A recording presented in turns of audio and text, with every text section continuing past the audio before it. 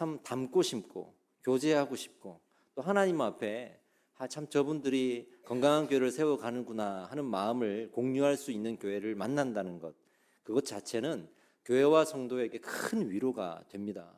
때로는 우리가 한 교회를 잘 섬겨야겠지만 그럼에도 불구하고 인간인지라 지칠 때가 있고 또 힘들 때가 있고 또 매너리즘에 빠질 때가 있고 도전의식을 잃어버릴 때가 있죠. 그런데 이렇게 또 새로운 동지와 같은 친구와 같은 교회들을 만나고 서로 간에 또 교제를 하다 보면 또 우리가 갖지 못한 것을 가지고 우리가 내지 못했던 열심을 내는 그 상대의 모습을 보면서 또 우리가 도전을 받게 되는 것 같아요. 이런 교류들로 인해서 두 교회가 하나님 앞에 많은 칭찬을 받는 또 쓰임 받는 교회가 되기를 축복합니다. 감사합니다. 오늘 한번 말씀을 나눠보겠습니다. 오늘 감히 제가 우리 목사님께서 우리 이름 없는 교회 오셔서 창세기 1장 1절 성경의 제일 처음 말씀을 가지고 첫 단추를 잘 꿰십시오라고 설교해 주셨는데 감히 제가 그 말씀을 이어받아서 성경의 가장 마지막 요한계시록 22장 21절 말씀으로 우리가 그 이후의 이야기도 한번 나눠봤으면 좋겠습니다. 네. 지난 연합 예배 때 그 첫 단추 얘기했다면 이제 마지막 단추를 제가 얘기할 건데요. 어떤 의미냐면 사실은 이 마지막 말씀을 다시 한번 읽어보세요. 주 예수의 은혜가 모든 자들에게 있을지어다. 아멘. 할렐루야. 여러분, 이게 우리 성도의 마지막인 줄 믿습니다. 우리 성도의 마지막에 대한 하나님의 소망인 거죠. 하나님이 우리에게 말씀하시는 거예요. 이런 마지막이 되도록 내가 너희들을 인도할 거야 라고 말하고 있습니다. 여러분, 믿음의 마지막 이 확신을 가지시기를 축복합니다. 하나님은요, 우리를 이렇게 하나님 나라로 반드시 인도하실 겁니다. 인도하십니다. 우리는 그것을 믿어야 됩니다. 우리에게 은혜가 있을 때, 지금 예배 드리면서 은혜가 있잖아요. 이 은혜가 뭐냐? 마지막에 반드시 하나님 나라로 우리가 갈 거라는 증거예요. 이 은혜를 보면서 내 마지막이 반드시 은혜로 끝나는구나를 확인할 수가 있는 겁니다. 여러분, 지금 은혜를 누리고 있습니까?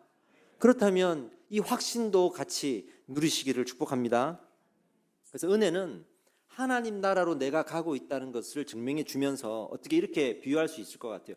하나님 나라로 가는 동아줄이다. 할렐루야. 은혜 꼭 붙들고 있으면 하나님 나라로 가는 줄 믿습니다. 사실 이게 우리 성도들의 가장 중요하고 가장 궁금한 질문이었어요.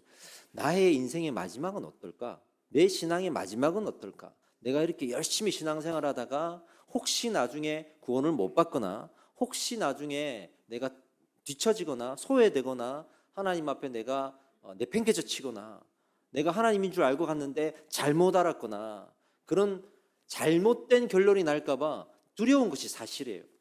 그래서 이 확신을 갖는다는 것은 이 두려움을 이제 끊어낸다는 거거든요. 그런데 이 성경을 보니까 하나님께서 우리의 그런 두려움을 너무 잘 아시는 거예요. 그래서 성경의 처음과 시작을 그 의미를 가지고 우리에게 답을 주셨다고 저는 생각을 합니다. 창세기 1장 1절 제일 처음 시작에 내가 너희를 창조했다. 할렐루야. 그리고 마지막 절에 결국 은혜로 끝날 것이다. 창조하신 하나님이 은혜로 마무리되도록 우리 인생을 인도하시는 거예요. 이 성경 말씀을 믿는다면 더 이상 우리는 의심하지 않을 줄 믿습니다. 여러분, 오늘 이 22장 마지막 장인데요. 여기에 3절에서 5절 말씀을 제가 한번 읽어드릴게요. 성경을 가지고 계신 분들은 한번 보세요. 3절에서 5절입니다. 다시 저주가 없으며 그랬죠. 다시 저주가 없으며 하나님과 그 어린 양의 보좌가 그 가운데에 있으리니 그의 종들이 그를 섬기며 그의 얼굴을 볼 터이요 그의 이름도 그들의 이마에 있으리라. 다시 밤이 없겠고 뭐라고요? 다시 밤이 없겠고 등불과 햇빛이 쓸데없으니 이는 주 하나님이 그들에게 비추심이라. 그들이 세세토록 왕노릇하리라. 뭐라고요? 세세토록 왕노릇하리라. 우리에게 중요한 두 가지 표현이 나왔어요. 하나는 다시는 그런 일이 없을 것이다. 우리가 세상을 믿음으로 살아가지만 언제나 행복합니까? 언제나 우리가 좋은 일만 있습니까? 어려운 일도 있고 고난도 있죠. 하나님 나라로 나아가는 걸 믿지만 그 하나님 나라로 나아가는 삶이 늘 좋은 일만 있는 건 아닙니다. 그래서 성경은 우리에게 인내를 말하고 끝까지 견뎌라고 말하는 거거든요. 그렇게 수고하고 인내하고 이 두 가지가 계속 우리에게 요구되는 거예요. 수고하고 인내하여서 이 세상을 살아가다가 하나님 나라에 갈 것인데 하나님 나라에 딱 도착하면 다시는 그 수고와 인내가 필요 없을 것이다. 할렐루야. 그런 의미에서 다시 두려움에 떨지 않을 것이고 다시 밤이 오지 않을 것이다라고 우리를 안심시켜 주는 거예요. 그래서 세세토록 이제부터는 영원토록 밝은 빛 가운데 하나님의 나라에서 살게 될 것이다 라고 우리를 안심시켜 주고 있죠. 그리고 두 번째 표현, 그 다시 다음에 나오는 두 가지 표현, 저주가 없고 밤이 없을 것이다 라고 하면서 왕노릇할 것이다 라는 대안을 주세요. 이 세상에 살아가면서 늘 어디든가 끌려다니고 누군가에게 도망다니듯이 시간에 쫓기고 어두움에 쫓기고 때로는 도망도 가고 피하기도 하고 그러면서 우리가 살아가는 것 같은데, 그런 수고와 인내 이후에 하나님 나라에 가면 그런 저주와 밤도 이제는 없을 것이다. 이제는 세세토록 영원히 왕노릇할 것이다. 할렐루야. 그것을 우리에게 오늘 말씀으로 주고 계십니다. 이 하나님의 마음을 보십시오. 성경의 처음과 끝 얼마나 하고 싶은 이야기가 많겠어요. 특히 마지막을 맺으면서 인간적으로 생각해 보면 똑바로 믿으라고 야단도 좀 치고 그리고 이렇게 믿으라고 요청도 하고, 너 이렇게 안 믿으면 나중에 이를 갈 것이야 라고 그렇게 잔소리하던 많은 이야기들 중에 하나를 꺼내서 저는 잔소리로 끝날 것 같아요. 이 정도 우리를 창조하시고 인도하시고 함께 하시는 하나님이시라면 저는 그래도 된다고 생각하거든요. 그런데 이 하나님이 마지막을 정말 하고 싶은 이야기 다 제쳐놓고 오늘 어떻게 이야기하고 계십니까? 우리에게 두려움 속에도 확신을 가지게 하시려고, 그 약속에 확신을 갖게 하시려고 이 마지막을 활용하고 있다는 거예요. 이것은 하나님의 사랑입니다. 이것은 하나님의 사랑입니다. 우리 아이들이 이제 어린 나이에 엄마하고 꼭 손을 잡고 시장통을 갔어요. 갔는데 무서운 거야. 엄마 손을 놓치면 이 수많은 사람들 속에 내가 길을 잃을까 봐 아이가 무서워하는 거야. 그때 엄마가 손을 꽉 잡으면서 뭐라고 할까요? 엄마 손만 꼭 잡고 있어. 괜찮아. 엄마만 따라다니면 돼. 하겠죠? 하나님이 그렇게 우리를 사랑하시고 우리를 아끼시는 그 마음을 가지고 성경 마지막에 얘기하시는 거예요. 내 손만 꼭 붙들고 있으면 되는 거야. 그게 은혜예요. 은혜만 꼭 붙들고 있으면 되는 거야. 할렐루야. 은혜를 붙듭시다. 이 확신을 가지면, 이 확신을 가지는 것 얼마나 중요한지 아십니까? 신앙생활하면서 이 확신 없는 사람 너무나 많습니다. 저는 너무나 많이 만났습니다. 예수를 믿고 신앙생활하고 열심히 봉사도 하고 헌신도 하는데 늘 불안해요. 조금만 바람이 불면 흔들려 버려요. 조금만 고난이 오면 그냥 쓰러져 버려요. 그냥 오늘 기쁘다가도 내일 슬퍼서 두려워서 찾아와가지고 기도해 달라고 그러고, 오늘 참 기쁜데 내일 슬프고, 오늘 참 행복한데 내일 우울하고, 그런 인생을 살아가는 사람들이 얼마나 많습니까? 오늘 하나님이 나를 붙들어서 축복하신다고 생각하고 내일 하나님이 나를 버리셨다고 생각하고, 그런 인생들이 얼마나 많습니까? 하나님이 아시는 거예요. 그래서 이 성경의 가장 중요한 부분에 그러지 말고 확신을 가져라 라고 말씀하시는 겁니다. 여러분, 이 확신이 얼마나 중요한가. 제가 중국에 갔어요. 갔는데 길을 좀 몰라가지고 택시를 타고 가는데요. 원래는 이제 선교사님이 마중을 나와야 돼요. 그러면 선교사님이 저를 데리고 가겠죠? 안심하고 데려갈 텐데 그날 못 나오신 거예요. 그러니까 저 혼자 꽤 먼 거리를 가야 되는 거예요. 저는 중국말을 못해요. 그래서 중국을 잘 몰라요. 그래서 어떻게 해야 될지 모르는데 선교사님이 어떻게 저한테 전달하신 내용은 택시를 타라였어요. 택시를 타라. 근데 혼자니까 무섭잖아요. 그때가 제가 뭐 20대였으니까 무섭잖아요. 택시를 탔는데 온갖 소문들을 나는 다 들은 거야. 중국에서 택시를 탔는데 가다가 뭐 살해를 당했네, 납치를 당했네, 뭐 이런 얘기만 듣고 간 거예요. 어떻게 하지?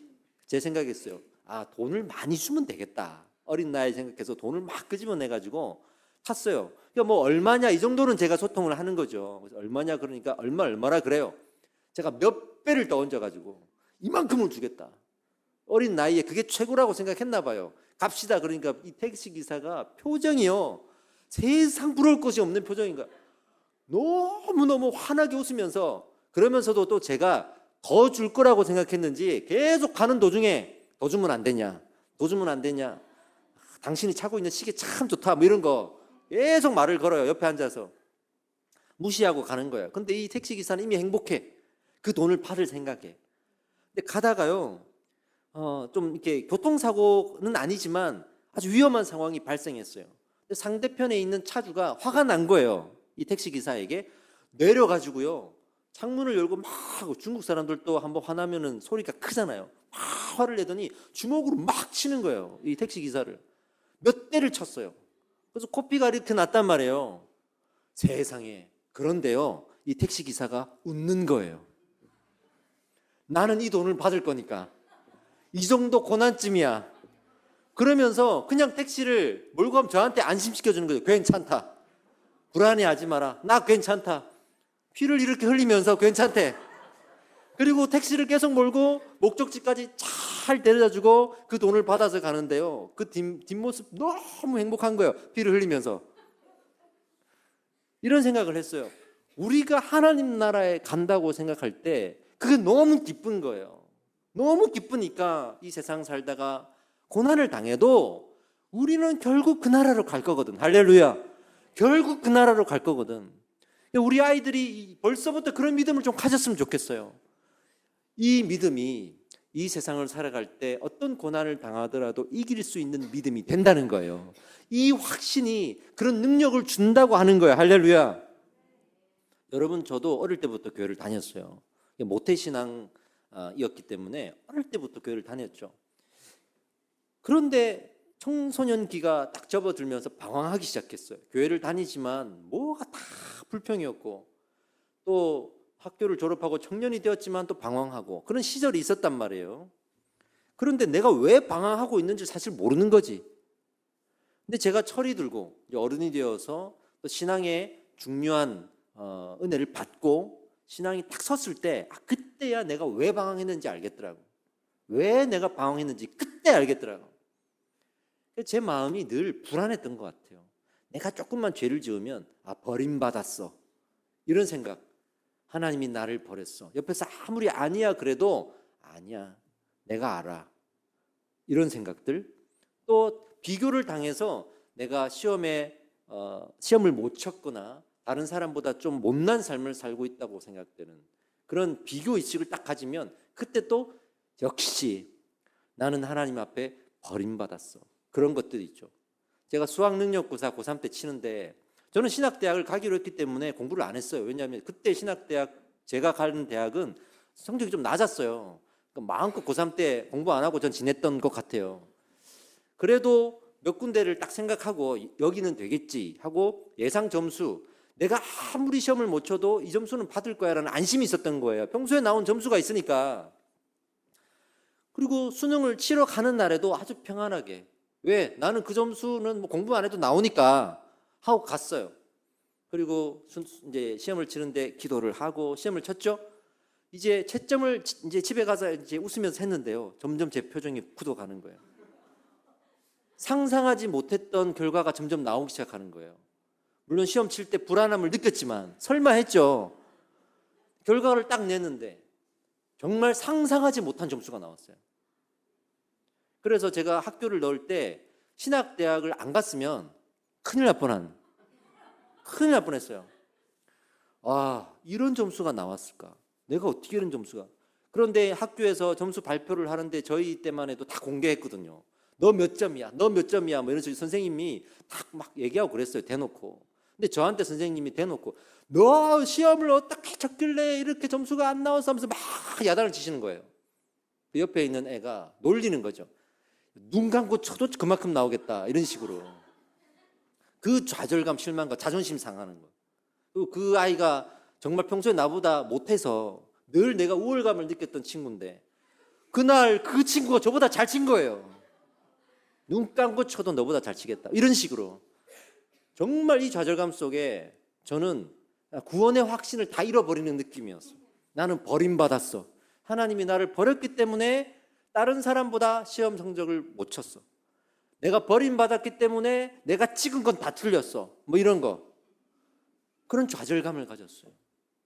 그런데 이제 기독교 동아리 선생님이 있었는데 그 선생님을 제가 찾아가서 불평을 했죠. 하나님 저를 버리셨습니다. 근데 선생님이 아주 냉정하게 저한테 또 위로되는 말씀을 하셨어요. 뭐라고 했냐면 하나님이 너를 버린 게 아니라 네가 공부를 안 한 거야. 그게 사실이잖아요. 근데 그 말이 위로가 됐어. 하나님이 나를 버린 게 아니니까. 내가 공부를 안 했으니까.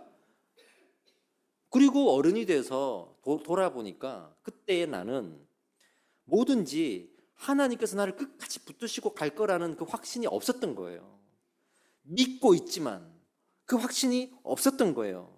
그래서 이 확신이 얼마나 중요한가. 제가 믿음이 어느 정도 딱 안정적으로 딱 세워질 때를 생각해 보면 그 확신이 생겼을 때 나는 하나님의 사람이 할렐루야. 하나님이 나를 꼭 붙들고 계셔. 이 믿음이 딱 확신으로 잡혔을 때 제 신앙이 흔들리지 않는 나름 이렇게 어른 같은 신앙이 된 것 같습니다. 그때 다시 분석을 했죠. 왜? 저는 가르치는 사람이니까. 그런 방황하는 사람들에게 확신을 부어줘야 되는데 원인 분석을 했어요. 그 원인이 뭘까? 왜 우리가 그렇게 확신하지 못할까? 나중에 성경을 보니까 답이 나와요. 로마서를 보니까 어떤 답이 나왔냐면 내가 죄가 있다는 것을 알아야 돼요. 죄가 있다는 것을. 그리고 그 죄를 예수 그리스도의 십자가 앞에 내려놓고 해결받아야 돼요. 할렐루야. 해결받아야 됩니다. 그런데 그 죄를 알든 모르든 해결을 못 받은 거예요. 내 스스로 내 죄가 해결됐다는 확신이 없는 거예요. 그러니까 우리는 뭘 붙들고 사냐 그러면 내 죄가 해결되었는가에 대한 질문을 하지 않고 내가 예수의 존재를 믿는다. 2000년 전에 살아계셨고 그분이 십자가에 못 박혀 죽으셨다는 그 팩트를 믿는다. 이거 하나만 갖고 살아가는 거야. 근데 이 믿음을 갖고 살지만 이 내 죄가 해결됐다는 걸 모르는 거야. 이게 확신이 없는 거야. 근데 성경을 보면요, 자꾸 죄 얘기를 하거든요. 자꾸 죄 얘기를 해요. 그러니까 분명히 믿는 믿음으로 성경을 보는데 성경을 볼 때마다 이상하게 내가 구원을 못 받는 것 같은 느낌이 드는 거야. 그리고 현실에서 내가 뭔가를 부딪히면 그 평소에 그 꺼림칙한 그 마음들이 쑥 튀어나와서 너 구원 못 받았네 이런 마음을 주는 거예요. 그러니까 바람이 불면 갈대와 같이 흔들리는 거예요. 우리 아이들하고 이제 얘기 보면 그런 거 많아요. 우리 아이들이 조금 일이 안 풀리거나 어려운 일이 생기거나 상처를 받는 일이 생기면 늘 따라다니면서 하는 말, 하나님은 뭐 하실까? 하나님 왜 가만 놔두실까? 자기의 상황과 이걸 딱 결부시키거든요. 이 믿음이 그걸 딱 깨주는 거예요. 내 상황이 이럴지라도 하나님 나를 놓지 않아. 할렐루야. 이 믿음까지 가야 되는 거야. 그러니까 나의 이 죄를 해결하지 못한 것이 원인이었어요. 그래서 성경에 보면 이 죄를 해결한 사람을 말할 때 회심했다 그러잖아요. 따라합시다. 회심하다. 아주 중요한 단어입니다. 이게 헬라어로 어려운 말 좀 쓸게요. 에피스트레포라는 헬라어를 쓰는데 이것 자체가 마음을 돌이키다는 뜻이에요. 마음을 돌이키다는 뜻이 뭐냐면 원래는 우리가 죄가 있어요. 그러니까 죄의 지배를 받아요. 그래서 하나님을 안 믿는 사람들은 하나님 나라에 들어갈 수가 없어요. 이 죄의 지배를 받기 때문에 윤리적인 죄를 짓는 것만 죄가 아니에요. 하나님을 생각하지 않는 것도 죄예요. 예배하지 않는 것도 죄예요. 하나님을 떠난 모든 게 죄예요. 그렇게 하나님과 상관없는 행동을 하게 만들어요. 그래서 예배 드리는 게 싫고 찬양하는 게 싫고 믿는 것도 싫고 교회 다니는 거 싫고 다 싫은 거야. 그렇게 죄에 이끌려 살아가는데 이 사람이 이제 이 죄를 내가 하나님을 싫어하고 믿지 않는 이 죄, 윤리적인 죄를 떠나서 하나님을 멀리하고 사랑하지 못하고 가까이 하지 못하는 그 모든 죄를 하나님 앞에 고백하고 하나님의 십자가의 은혜로 해결받아요.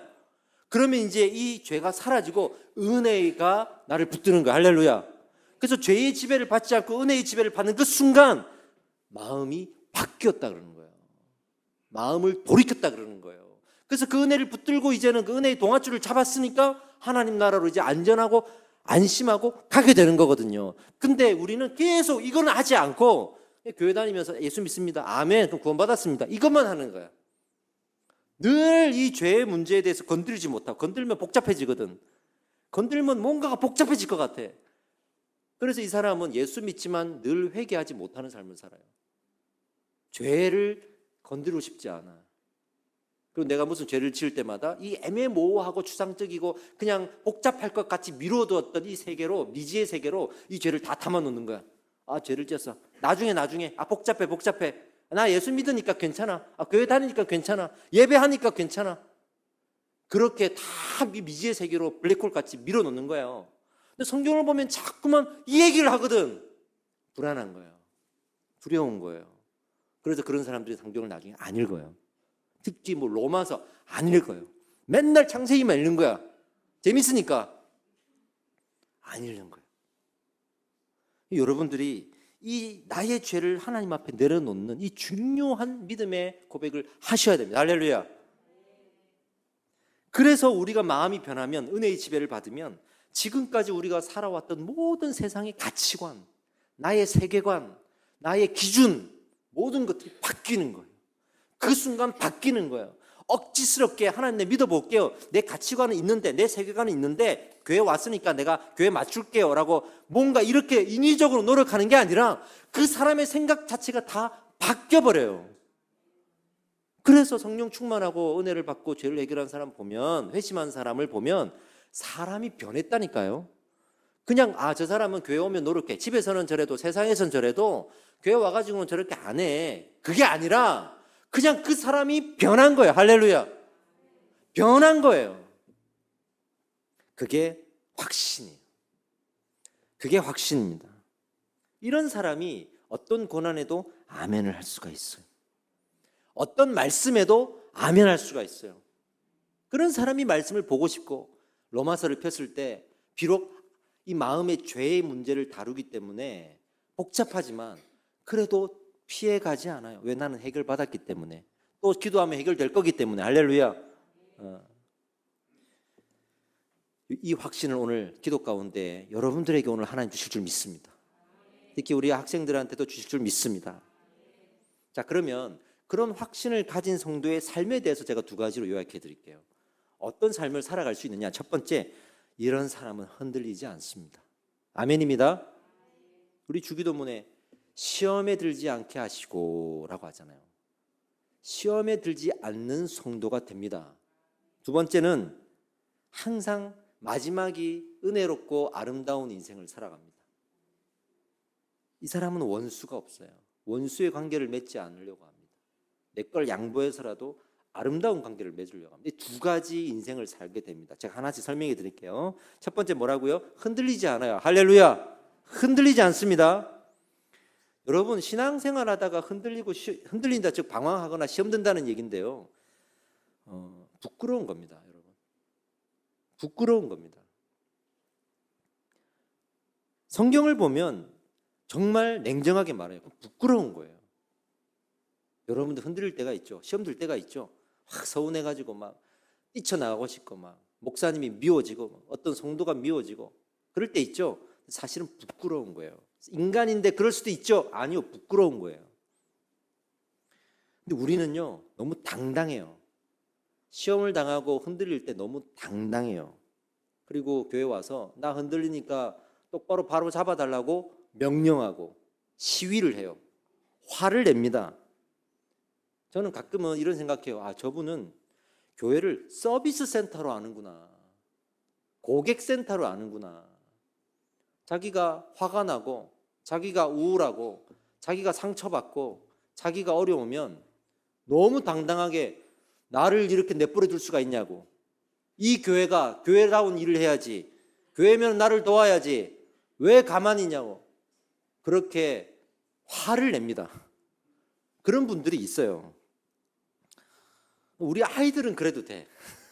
우리 애들은 애들이니까. 애들은 오히려 당당하게 저 힘들어요 와도 됩니다. 여러분들은.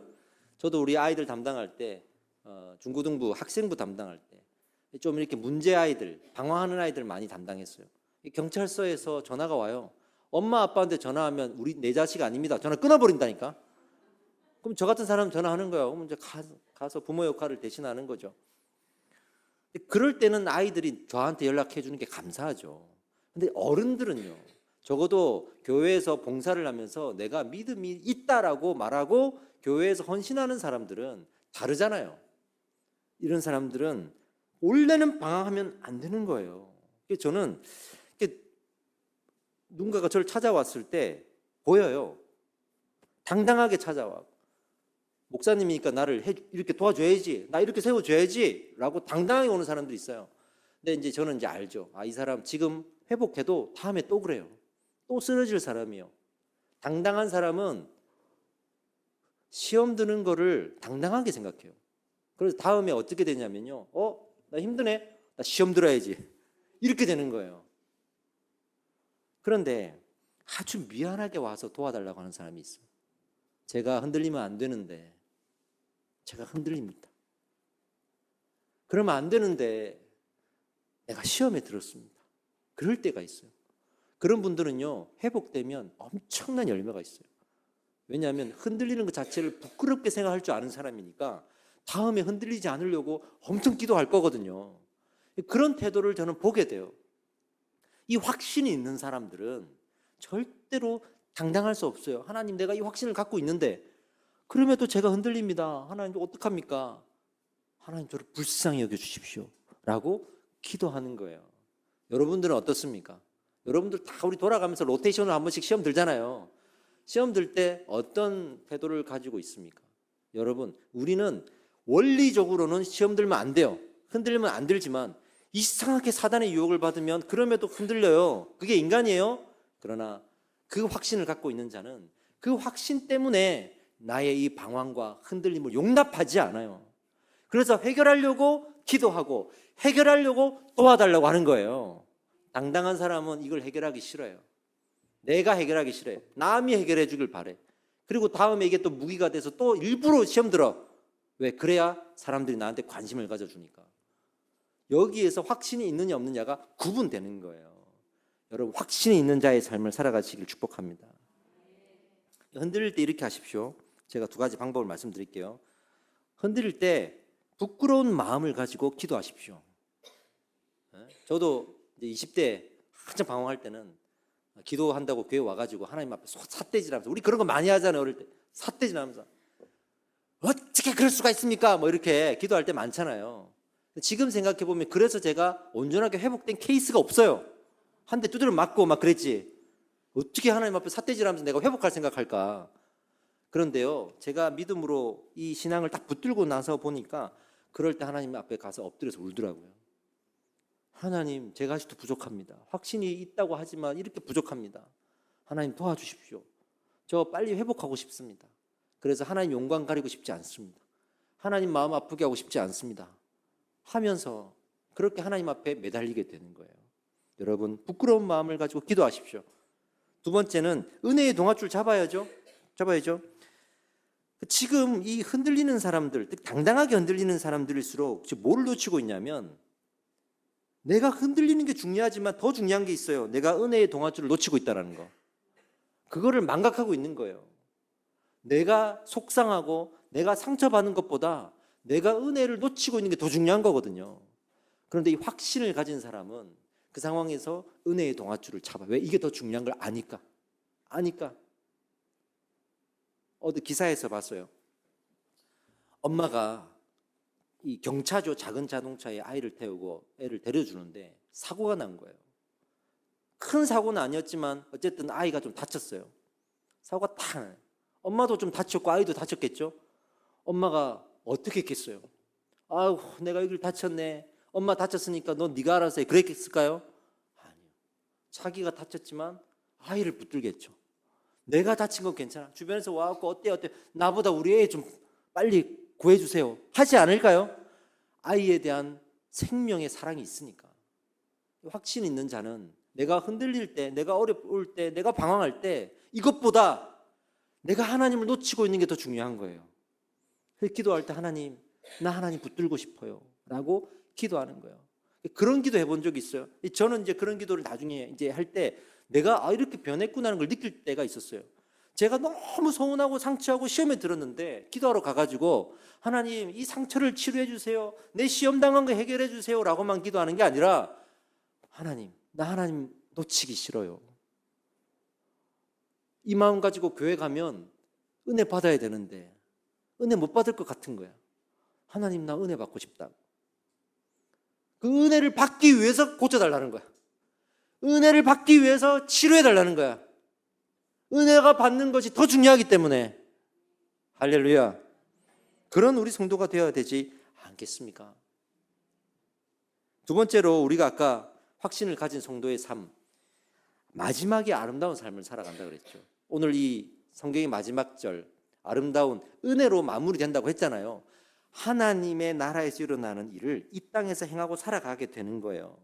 그래서 우리는 사람과의 관계, 또 교회와의 관계, 항상 아름다운 관계로 마지막 때에 일어날 그 일을 소망하는 사람이기 때문에 지금 이 세상에서 일어나는 마지막의 관계들도 아름답게 이어갈 것입니다. 할렐루야입니다. 이게 무슨 말이냐면, 여러분들이 연애를 하고 헤어지고, 사업을 하다가도 헤어지고, 이웃과 같이 또 헤어지고, 또 교회도 무슨 사역을 할 때 이제 마무리를 하고, 동력을 할 때 마무리를 하고, 심지어는 성도가 교회를 나갈 때도 있고, 뭔가 이별하고 그만둘 때가 있잖아요.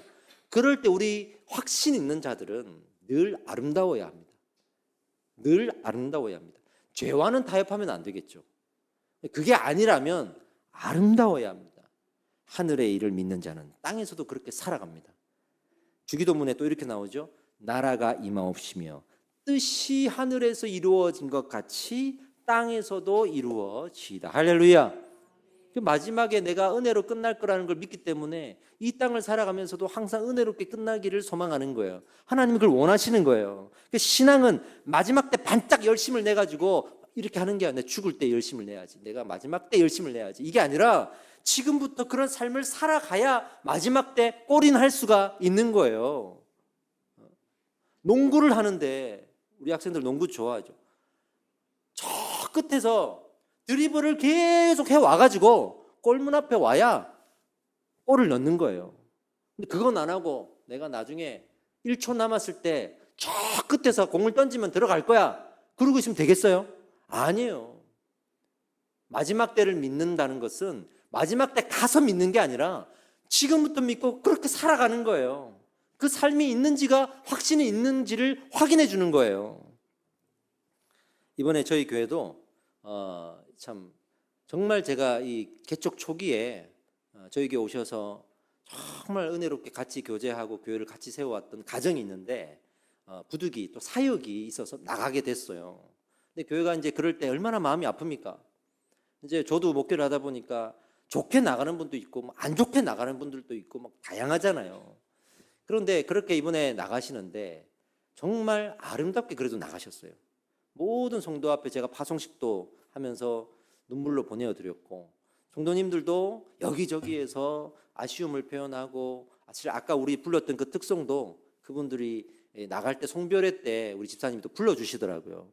그렇게 참 아름답게 서로가 계속 울고 울면서 아쉬워하고 또 만나자 그러고, 그런 마음을 나눈 상태로 이제 지난주부터 다른 교회로 가신 거거든요. 그런데 저는 그게 얼마나 중요한지 이후에 느끼는 것이 남아있는 성도들에게 은혜가 되는 거예요. 은혜가 되는 거예요. 만약에 막 열심히 하던 사람이 세상 말로 개판치고 나가버리고 땡강을 피우고 나가버리고 그랬다고 생각해 보세요. 남아있는 사람은 계속 상처가 돼요. 왜냐하면 그 모습 자체가 상처인 거야. 아, 저렇게 열심히 하던 사람이 저렇게도 할 수 있구나. 그러니까 믿음이 연약한 사람일수록 믿음이 열심히 생겨야 되는데 열심히 해봐야 저런 모습이 될 수 있구나 하면서 상처가 돼요. 어린아이들일수록 상처가 돼요. 근데 아름답게 이별하는 모습을 딱 보는 순간, 나도 저렇게 열심히 신앙생활 해야지라는 도전이 되는 거예요. 그게 하나님 나라의 마지막 때를 믿는 사람의, 그 성도의 삶이라고 저는 믿습니다. 할렐루야.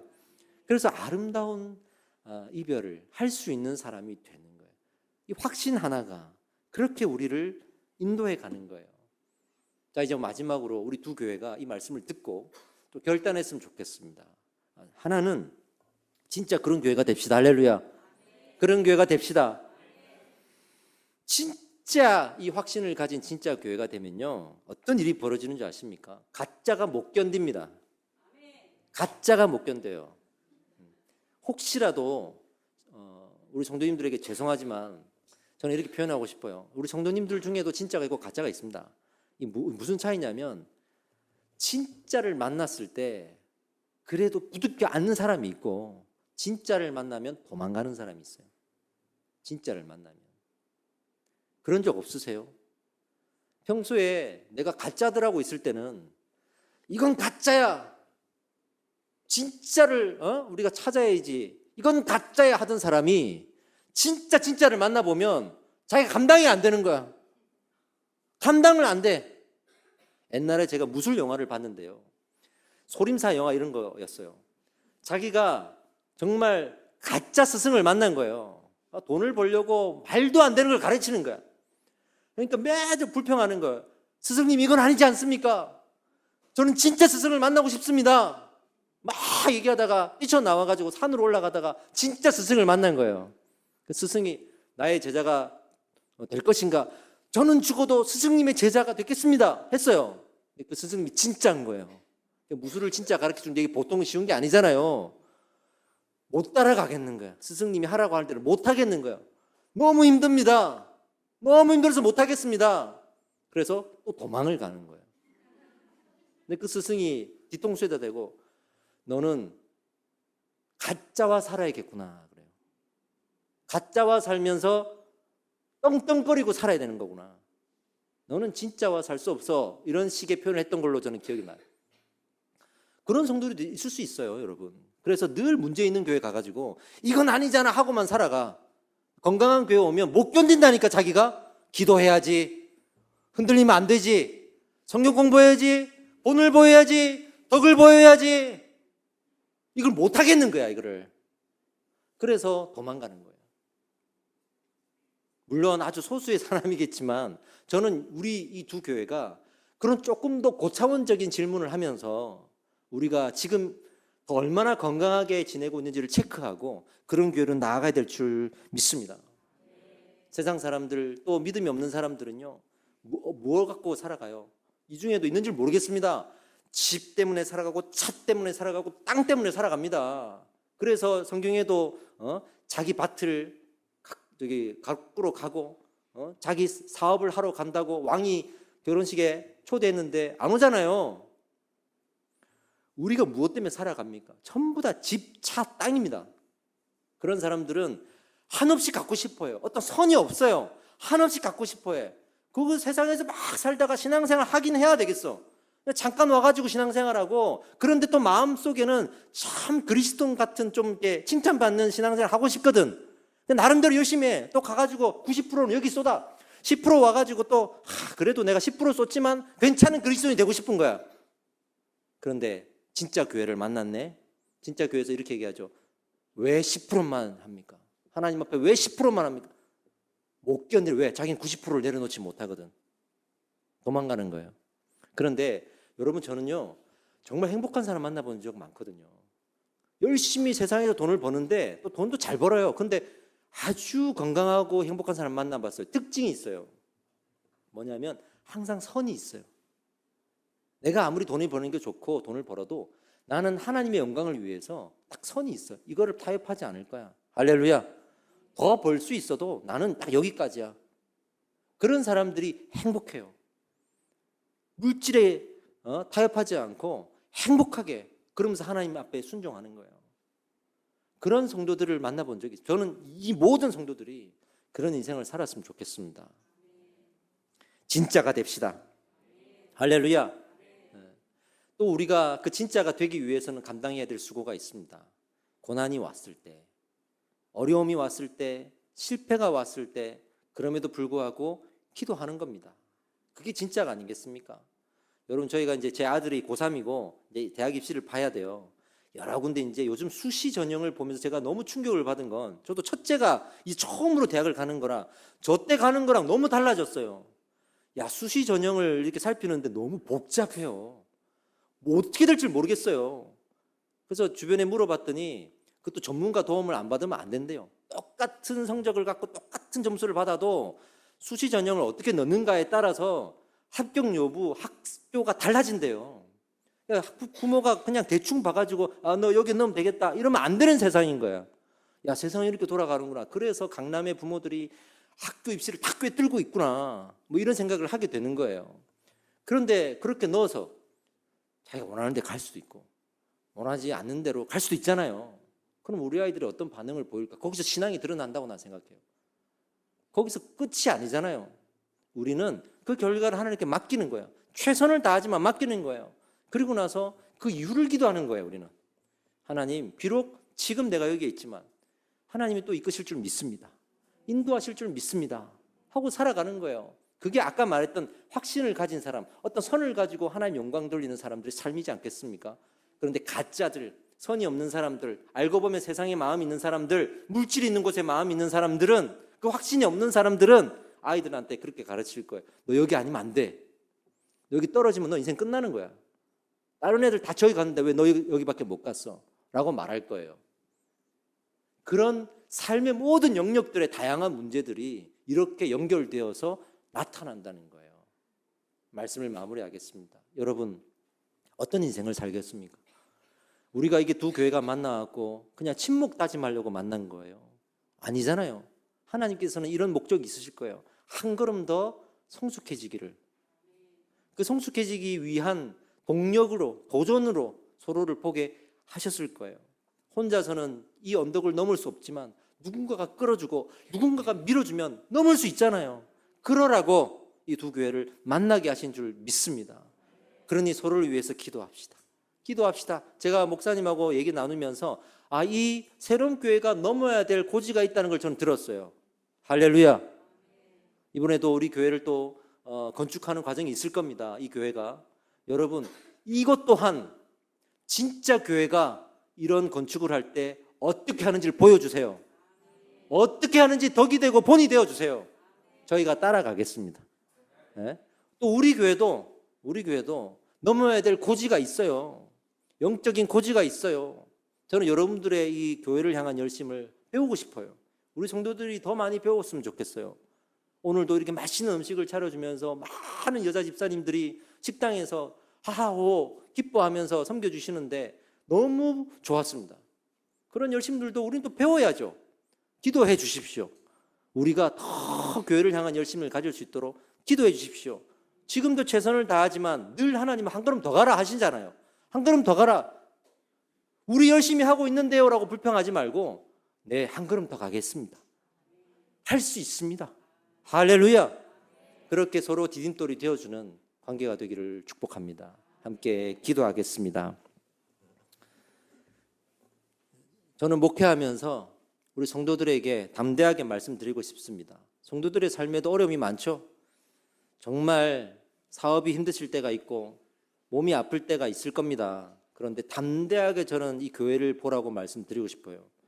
성도들은 교회가 어려움을 어떻게 이겨내는가를 볼 겁니다. 그리고 힘을 얻을 겁니다. 그래서 내 삶을 어떻게 이겨내 나가야 되는지를 찾을 겁니다. 교회는 성도의 본이 되어야 합니다.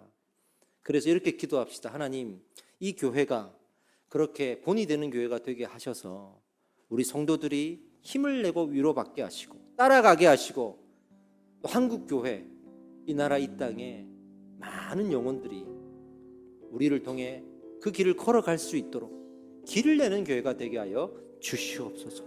길을 내는 교회가 되게 하여 주시옵소서. 우리 서로를 위해서 또 스스로를 위해서 함께 기도하겠습니다. 주여 한번 외치고 기도합시다. 주여. 할렐루야. 할렐루야. 하나님 아버지, 우리가 길을 내는 교회가 되길 소망합니다.